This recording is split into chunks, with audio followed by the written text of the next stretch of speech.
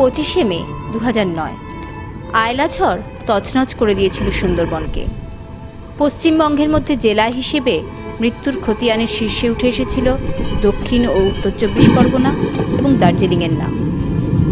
আয়লার তাণ্ডবে দার্জিলিংয়ের ধস প্রাণহানি ঘটালেও পশ্চিমবঙ্গের দক্ষিণতম প্রান্তের 24 পরগনার জল জঙ্গল ঘেরা বদ্বীপ অঞ্চল সুন্দরবনের ক্ষয়ক্ষতির মাত্রাটা ভয়াবহ ও সুদূরপ্রসারী। দীর্ঘদিনের বন্যা পরিস্থিতিতে চাষজমি নষ্ট হওয়া, গবাদি পশুর মৃত্যু, ঘরবাড়ি ভেঙে পড়া যেমন অর্থনৈতিক বিপর্যয় ডেকে এনেছে, তেমনি বিঘ্নিত হয়েছে প্রাকৃতিক ভারসাম্য আর জালের মতো ছড়ানো নদীপথের সক্রিয়তা। ঝড়ের পর কদিনের জন্য এসেছিল মিডিয়ার আনাগোনা আর সরকারি প্রতিশ্রুতি। তার ফলে সরকারি বেসরকারি ত্রাণ যা কিছু এসেছিল, সুন্দরবনবাসীর জন্য যেটুকু সমবেদনা সহানুভূতি দেখিয়েছিল বহির্বিশ্বের মানুষ, আজ সেসবের কিছুই আর অবশিষ্ট নেই বললেই চলে। মিডিয়ার জনপ্রিয়তা আর প্রতিষ্ঠিত রাজনৈতিক দলগুলির ভোট ব্যাংকের জটিল হিসেব নিকেশগুলোকে পেরিয়ে সুন্দরবনের মানুষ আজ আবার তাদের জীবনের চিরসত্যের সামনে।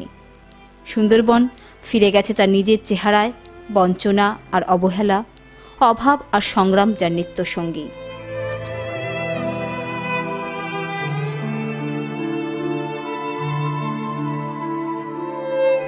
চাষ হয়নি এবার গোটা সুন্দরবনে। মানুষ হিসেবে বেঁচে থাকার ন্যূনতম উপকরণগুলি জোগাড় করতেই হিমশিম খেতে হচ্ছে দ্বীপবাসীদের। ধান লাগাবো আমরা চেষ্টা করেছিলাম, কিন্তু আমরা চেষ্টা করেও পারিনি, ধান হয়নি। ধান হবার কোনো চিন্তা ভাবনা নেই। ধান হবে কি করে? ধান হবার কোনো লেনি, নোনা তো মরে যাচ্ছে, রুইয়ে অনেকে রুইয়ে সব ধান মরে যাচ্ছে। মানে আমাদের এক কথায় এখানে এই হিমান্তে কাটা হবে না ধান, আর ওই ঘরে ঘরে হবে না টুসু গান। টুসু গান হোক বা যাত্রাপালা, দগদগে স্মৃতি হয়ে বারবার ফিরে আসছে আয়লার ঝড়।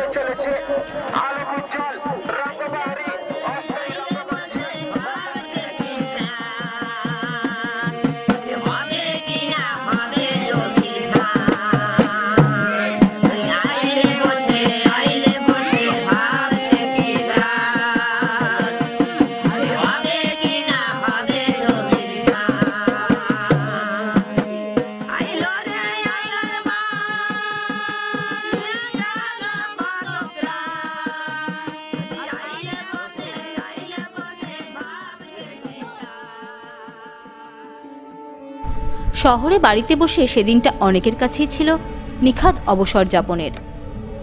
শহর জুড়ে গাছ উল্টে পড়া, গাড়ি বাড়ি ক্ষতিগ্রস্ত হওয়া বা মানুষের মৃত্যুর মতো ঘটনাগুলো অন্যান্য ঝড়ের তুলনায় বেশি ছিল নিঃসন্দেহে। কিন্তু সুন্দরবনের ক্ষতিটা অকল্পনীয়। প্রতি বছর বর্ষায় আর সাঁড়াসাঁড়ির বানের সময় কোথাও না কোথাও বাঁধ ভাঙে। এবার বাঁধ ভেঙেছে গোটা সুন্দরবন জুড়ে। মোট ৩৫০০ কিলোমিটার নদী বাঁধের মধ্যে ২৫০০ কিলোমিটারই ক্ষতিগ্রস্ত হয়েছে আয়লায়। ১৯ শতকের গোড়ায় ব্রিটিশরা আইন পাশ করে যথেচ্ছ জঙ্গল হাসিল করে কৃষিজমি তৈরির বিশেষ অধিকার দেয় জমিদারদের। সেই উদ্দেশ্যেই প্ল্যান মাফিক গড়ে তোলা হয় নতুন জনবসতি। জল আটকাতে বাঁধ দেওয়া হয়েছিল সমুদ্রতল থেকে নিচু অপরিণত দ্বীপগুলোতে। বাঁধ দেখভালের দায়িত্ব সে যুগে ছিল জমিদারের। কিন্তু ১৯৫৪ সালে জমিদারি প্রথা বিলোপের পর বাঁধের দায় এসে পড়ে সরকারের ওপর। বিগত অর্ধশতকে বাঁধের দৈর্ঘ্য বা উচ্চতা বাড়েনি বললেই চলে। জোড়াতালি দিয়ে চালানোর যেটুকু সরকারি ব্যবস্থা আছে তাও দুর্বল হয়েছে ক্রমশ। আজ ভূমির অপরিকল্পিত ব্যবহার, মুনাফার স্বার্থে তৈরি মাছের ভেড়ি আর ইটভাটা বাড়িয়ে তুলেছে ভূমিক্ষয়।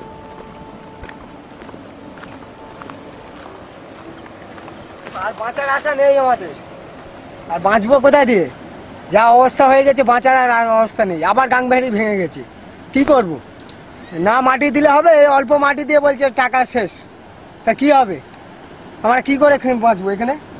না খেয়ে দিয়ে দিন যাচ্ছে। বাঁধটা যখন ওখানে ভেঙেছে, আমরা তখন গ্রাম থেকে সব ছুটে ফুটে আসি। ছুটে এসে যার যার কর্নারে মেয়ে মানে বেটা ছেলেরা শুয়ে পড়েছে, মেয়ে ছেলেরা নাড়া নিয়ে মাটি কেটে যতটা দেওয়ার চেষ্টা করেছি। বাঁধের ১ বিঘে পর থেকে মানে বাঁধের ওপরে জল উঠে গেছে, ১ বিঘের নিচ থেকে পুরো ক্ষোভ হয়ে আস্তে আস্তে জল বার হয়ে আসছে। যখনই বার হয়ে আসছে ঘুঘের ভিতরে আমরা নাড়া দিচ্ছি, মাটি দিচ্ছি, কিন্তু যেগুলো না দিতে পারছি পরপর হতে হতে আস্তে আস্তে একদম নোনা জল, তো নোনা জল মানে কেরোসিন, এই হতে হতে বড় বড় যখন করে পড়ছে তখন আমাদেরকে একজন মানে 2 থেকে 3 জন 4 জনকে নিয়ে চলে যাচ্ছে হটিয়ে। যেখানে আমরা পেরেছি ছোটোখাটো মাছ সেখানে আমরা ঠেকাইছি, চেষ্টা করেছি, যেখানটায় পারিনি সেখানে ঠেকাতে পারিনি। গ্লোবাল ওয়ার্মিং নিয়ে পরিবেশবিদরা অদূর ভবিষ্যতে সুন্দরবন ডুবে যাওয়ার আশঙ্কার কথা শোনাচ্ছেন। ফলে ঝড়ই হোক বা জলস্তর বৃদ্ধি, সুন্দরবনকে বাঁচাতে নদীবাঁধ নিয়ে সুষ্ঠু পরিকল্পনা দরকার। নদীর পাড়ে বাস, ভাবনা 12 মাস।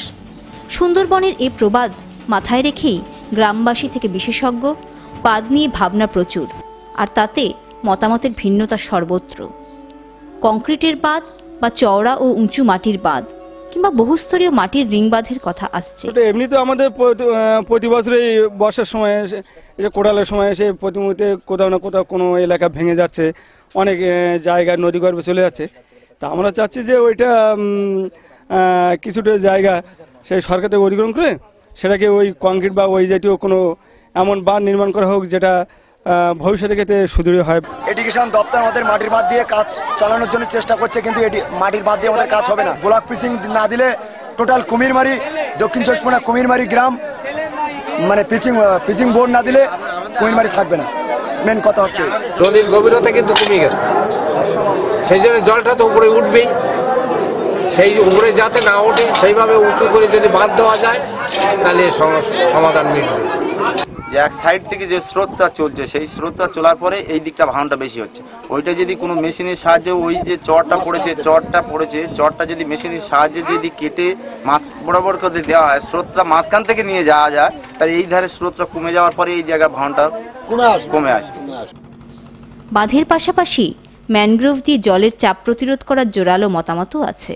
ইরিগেশন ডিপার্টমেন্ট একটা সিদ্ধান্ত করেছে যে দুদিকে 200 মিটার ছেড়ে দিয়ে যদি বাঁধ দেওয়া যায় তাহলে ওই যে জলের চাপ কিছুটা অন্তত কমানো যায়, এবং ওই 200 মিটারের মধ্যে ম্যানগ্রোভ ফরেস্টেশন করে যাতে ঢেউগুলো এসে নদী বাঁধে না লাগতে পারে তার বিরুদ্ধে একটা প্রতিরোধ করে তোলে।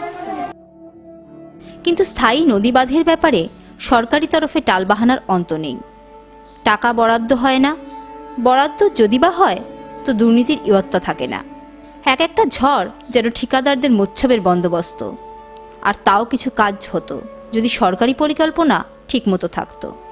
1 বছর পেরোতে চলল আয়লার পর, সুন্দরবনের বাঁধ নিয়ে কোনো মাস্টার প্ল্যান তৈরি হলো না সরকারের তরফে।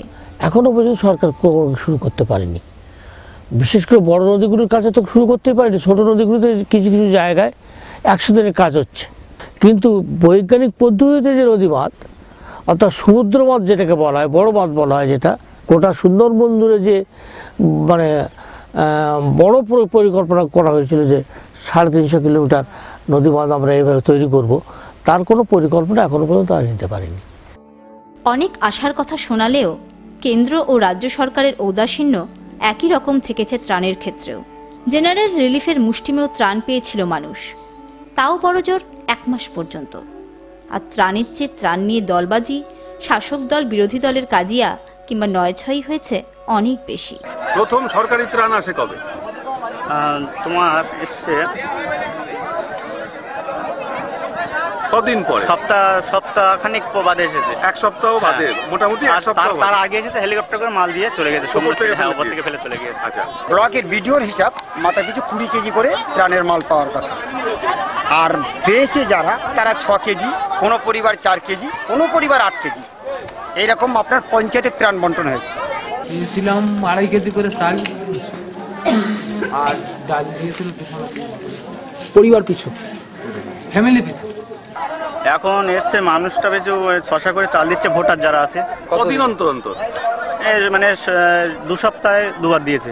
পঞ্চায়েত থেকে কিছু কিছু রিলিফের ব্যবস্থা ছিল, এখন সেটাও পর্যাপ্ত পরিমাণে নেই। আর বিভিন্ন এনজিও থেকেও বিভিন্ন সময় রিলিফও কিছু কিছু এসেছে, কিন্তু সেটা পর্যাপ্ত পরিমাণে তো সম্ভবই হয়নি। অনেক ক্ষেত্রে বেসরকারি ত্রাণই ছিল ভরসা, কিন্তু অনেক ক্লাব বা এনজিওদের ত্রাণ শুধুমাত্র নদীর ধারের মানুষদের কাছেই গেছে। দ্বীপগুলোর ভেতরের দিকে সেই ত্রাণ পৌঁছায়নি বলে অভিযোগ উঠেছে বারবার। নদীর থেকে যে 1 মাইল 2 মাইল যেতে হবে, অদূরের লোক বঞ্চিত, পাচ্ছে না, কোনো রিলিফ পাচ্ছে না। নদীর ধারে এক শ্রেণীর লোক আছে, তারা প্রতিনিয়ত রিলিফটা ধরে নিচ্ছে। তারা এরা মোড়ে মোড়ে থাকে, আপনার বোট ঠেকাচ্ছে, সেখান থেকে জল সাঁতরে নিয়ে নিচ্ছে। তো এখানে আমরা খাবার ভালো দিত না, এখানে আমাদের এখানে ধরে না, ওই খালে গোড়া ধরে জেটি ঘাটে এই সামনে ওই ধরে ওই ভাঙার দিই, আমাদের এখানে বোট তো ধরে না। আজকে কি ভাগ্য চক্রে 2টো বোট ধরেছে।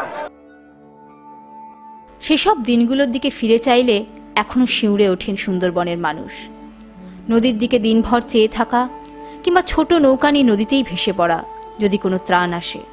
তারপর ত্রাণ এলে একটু ক্ষুণ্ণিবৃত্তি, একটু তেষ্টা মেটানো, আর গেরস্থালির সামগ্রী জামাকাপড় জোগাড় করার জন্যে ক্লান্তিহীন অমানুষিক দিন যাপন। ওখানে ওই সেই মুড়ি একটা শাড়ি দিচ্ছিল, দিচ্ছিল মানে কিছু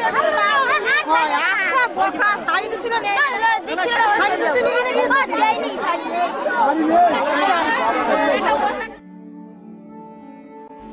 তখন জ্বালানি নেই, খাদ্য নেই সুন্দরবনে। আগামী চাষ না হওয়া পর্যন্ত কোনো স্থায়ী সুরাহা হবে না মানুষের খাদ্যের। ঘরের ধান চাল ছিল সেগুলো গোলাটা উল্টে দিয়েছে, নেই, কিচ্ছু নেই। ধান চলে গেছে তো ফার্স্টে, কিচ্ছু নেই। ভাতের হাঁড়ি, ভাত খাওয়ার সময় দেয়নি তো। গরু মোষ ছাগল যেসব ছিল সব কত মরে গেছে। পুকুরের মাছ নেই, যে ধান চাষ করেছিল এই খরার মরশুমে সেও নেই, মানে কেউ কিছু নিতেই পারেনি। এমন ভাবে জলটা ঢুকেছে, কারো কিছু নেওয়ার রাস্তা খুঁজে পায়নি। মানে লোক যে 2টো ভাত খাবে সেরকম পাত্রও নেই তার, এরকম খুব ক্ষতি হয়েছে। এখন কষ্ট পাচ্ছে জলের অভাবে। চারিদিকে জলের উৎসগুলো দূষিত, পানীয় জল নেই। দূর দূরান্তের উৎস থেকে জল এনে দীর্ঘদিন চালাতে হয়েছে মানুষকে। গোবিন্দঘাট থেকে জল কিনে আনতে হচ্ছে। এক ব্যারেল যদি একটা ব্যারেল পাড়ি দেয় 10 টাকা, আর নিজে যদি যায় যাতে আসতে 20 টাকা, ব্যারেল নেবে 10 টাকা, এই 30 টাকা জল। আচ্ছা দেখুন, আমার এখান থেকে 10 মিনিট দূরে কল, এদিকে 10 মিনিট দূরে, এদিকে 10 মিনিট দূরে কল। এবার এই যে গ্রামে একটা হাঁস মুরগি, মানে গরু বাছু ছাগল বেড়া, মানে জন্তু জানোয়ার যার যাতে জল খাওয়ার প্রয়োজন, প্রত্যেকে কল যেতে হয়, কারণ নোনা জল তো কোনো কাজেই চলবে না, মানে বাসন মাজা রান্না করা সমস্ত কাজে। এবার একটা লোক যদি 2টো ডাবর নিয়ে যায়, তার 1 ঘন্টা করে টিউবওয়েলের জন্য বসে থাকতে হয়। তাহলে 1 মাস বিগত বন্যা হয়ে গেল, সরকার কি বোকাচোদা আছে নাকি? এই সমস্ত এলাকায় টিউবওয়েল দেবে না, টিউবওয়েল কখন দেবে? তাহলে টিউবওয়েল আমাদের মরে গেলে কোথাও বলে আগে ভিডিওর প্রয়োজন পড়ছে, ভিডিও টিউবওয়েল বসছে। ব্যাপক হারে ছড়িয়েছিল রোগব্যাধি, আন্ত্রিকের প্রকোপ দেখা গেছিল বিভিন্ন জায়গায়। ডাক্তার, নার্স, ওষুধের অভাব তখন প্রকট করে দিয়েছে সরকারি জনস্বাস্থ্য ব্যবস্থার ভয়াবহ চেহারাটা। ডাক্তারি পরিষেবা মোটেই ভিতরভাবে পৌঁছয়নি, এখনো পর্যন্ত পৌঁছয়নি।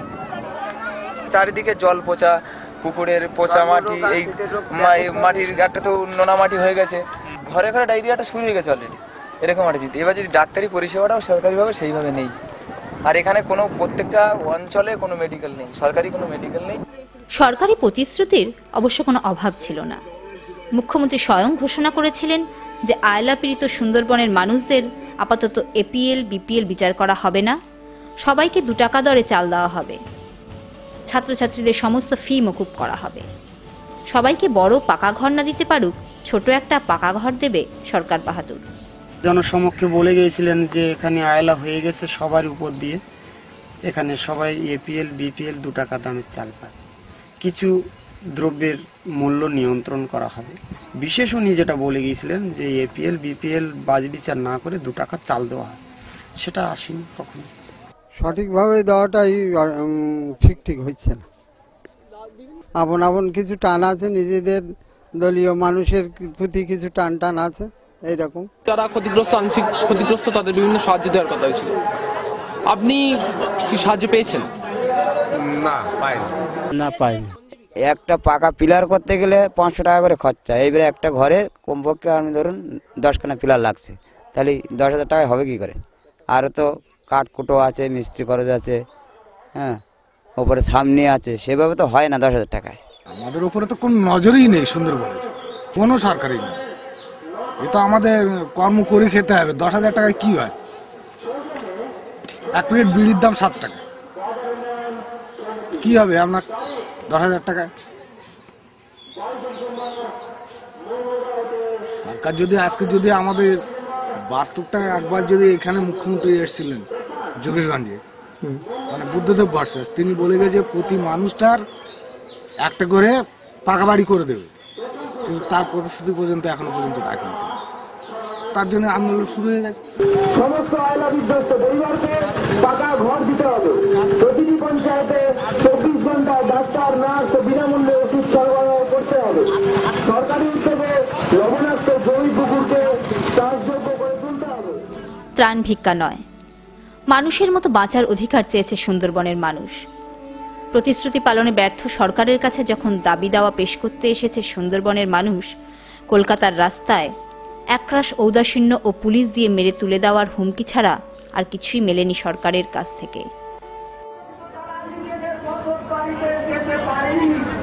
যাদের সুন্দর বাগান বাড়ি, চাষের জমি সমস্ত কিছু ভেসে গেছে, ছাগল গরু সমস্ত স্থাবর সম্পত্তি ভেসে গেছে, আজকে তারা এখানে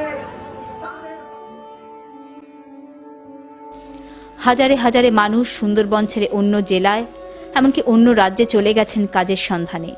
এখন কাজকর্ম নেই দেশে, কোনো কাজ করবার কোনো লাইন নেই, কেউ কাজও করাবে না, কে করবে, কে কার কাজ করা, সব বিদেশে চলে যেতে হচ্ছে খাটতে। মানুষ ঘর ছেড়ে বাইরে সব বেরিয়ে এই হুগলি টুগলি বা ওইদিকে কাজ করতে গেছে, বা অনেকে আরও দূরে গেছে, তামিলনাড়ু, বাঙ্গালোর বা আন্দামানে অনেকে কাজ করতে যায়, প্রতিনিয়ত যাচ্ছে আসছে সেখানে।